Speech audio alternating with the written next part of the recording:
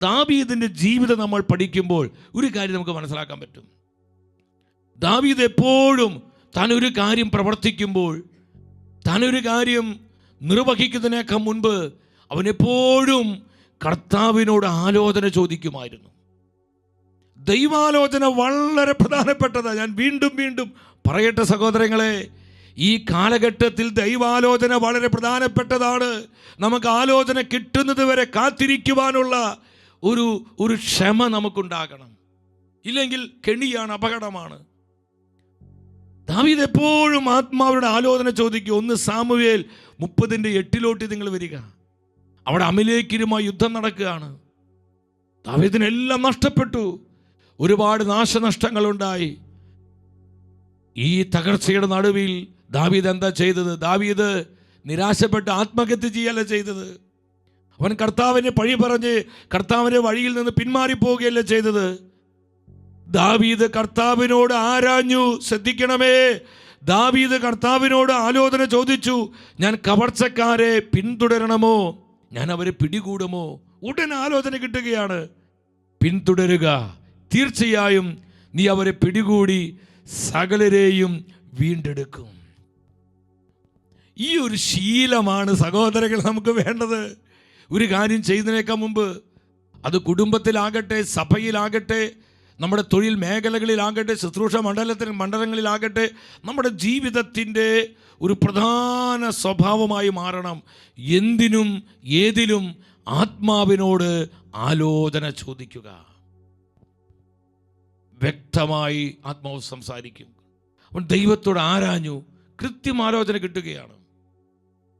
വീണ്ടും സാമുവേൽ 2-ാം പുസ്തകത്തിലോട്ട് വരിക. 2 സാമുവേൽ 5-ാം അധ്യായം 19-ാമത്തെ വചനം. അവിടെ ഫിലിസ്തീനുമായി യുദ്ധത്തിന് പോവുകയാണ്. ദാവീദ് കർത്താവിനോട് ആരാഞ്ഞു, ഫിലിസ്തർക്കെതിരെ ഞാൻ പുറപ്പെടണമോ? അങ്ങ് അവരെൻ്റെ കയ്യിൽ ഏൽപ്പിച്ചു തരുമോ? ഉടനെ ആത്മാവ് പറയാ, പുറപ്പെടുക, ഫിലിസ്തരെ തീർച്ചയായും ഞാൻ നിന്റെ കയ്യിൽ ഏൽപ്പിച്ചു തരും. ഇനി 23-ാമത്തെ വചനത്തിലോട്ട് വന്ന് ദാവീദ് കർത്താവിനോട് ആരാഞ്ഞപ്പോൾ അവിടുന്ന് അരുളി ചെയ്തു, നീ നേരെ ചെന്ന് ആക്രമിക്കരുത്. കണ്ടു?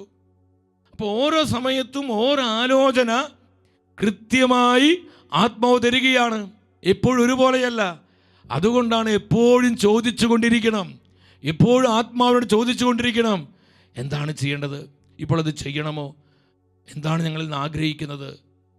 ഇതിങ്ങനെ ചോദിച്ചു കൊണ്ടിരിക്കണം. അപ്പോൾ ചിലർക്ക് സംശയം, ചോദിക്കുന്നുണ്ട്, ആലോചന കിട്ടുന്നതായിട്ട് അറിയുന്നില്ല. എൻ്റെ സഹോദരങ്ങളെ, നമ്മളിത് ചോദിച്ചു കൊണ്ടിരിക്കുമ്പോൾ നമ്മൾ അറിയേണ്ട ആലോചനകളാണെങ്കിൽ അത് ഏതെങ്കിലും വിധത്തിൽ ആത്മാവ് നമ്മെ അറിയിച്ചിരിക്കും. അതിലൊരു മാറ്റവുമില്ല. Hallelujah, hallelujah. എല്ലാം നമുക്ക് തന്നെ കിട്ടണമെന്നുണ്ടോ? നമ്മെ ആത്മാവ് അറിയിച്ചിരിക്കും. അതിലൊരു മാറ്റവുമില്ല. അവൻ വിശ്വസ്തനായ ദൈവമാണ്. വീണ്ടും സാമുവേൽ 2-ാം പുസ്തകം 20-ാം അധ്യായം 1-ാമത്തെ വചനം. അവിടെ എന്താ പരിശുദ്ധ വചനം പറയുന്നത്?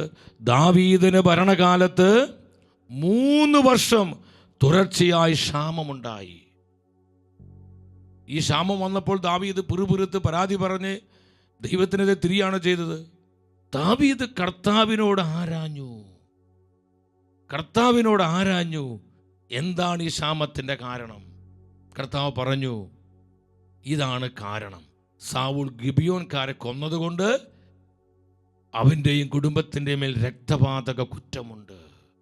രക്തത്തിൻ്റെ കറ ഈ ദേശത്ത് വീണ് കിടപ്പുണ്ട്. ഇതാണ് ഈ കഠിനമായ ക്ഷാമത്തിൻ്റെ കാരണം. എന്തുമാത്രം അനുഗ്രഹമാണിത്! ഓരോ വിഷയത്തിലും ഓരോ കാര്യത്തിലും ആത്മാവിൻ്റെ ആലോചന സ്വീകരിച്ച് നമ്മൾ മുന്നോട്ട് പോകുമ്പോൾ നമ്മൾ വഴിതെറ്റുകയില്ല, നമ്മൾ നഷ്ടപ്പെട്ടു പോവുകയില്ല. നമുക്കത് സുരക്ഷിതത്വമാണ്, നമുക്ക് അനുഗ്രഹമാണ്, നമുക്കത് എന്തുമാത്രം ആനന്ദമാണ്. എൻ്റെ സഹോദരങ്ങളെ, ഈ സത്യം നമ്മൾ തിരിച്ചറിയണം.